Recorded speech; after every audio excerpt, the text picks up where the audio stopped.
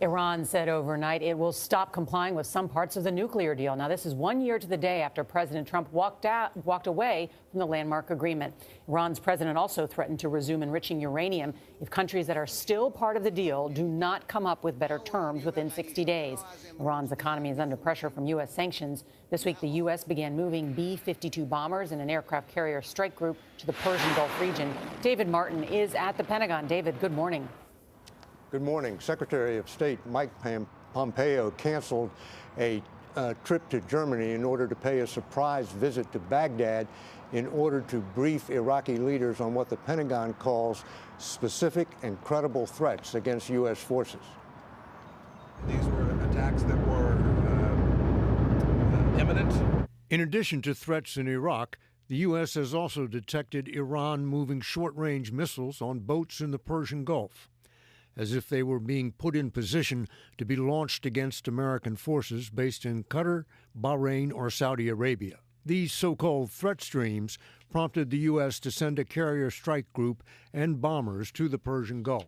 The first of 4 B-52s is expected to arrive at the main air base in Qatar today, and the aircraft carrier Lincoln and its escorts are expected to pass through the Suez Canal by tomorrow.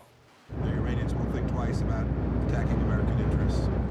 This latest confrontation comes exactly 1 year after the Trump administration withdrew from a deal Iran signed with the U.S. and 5 other countries to temporarily freeze its nuclear program.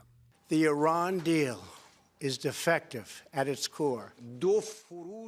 Other signatories to the nuclear deal have 60 days to help Iran sell oil and gain access to international banking services. Otherwise, Iran will scale up its uranium enrichment program. That would technically mean the end of the agreement. We were able to get that very frightening program into a box. Jarrett Blanc was the State Department coordinator for Iran nuclear implementation under President Obama. Walking away from that and threatening that non-proliferation achievement, it threatens everybody. A 60-day clock is now ticking. If Iran withdraws from the nuclear agreement, it will consider itself free to begin enriching uranium to bomb-grade levels. Gail? David Martin, thank you very much.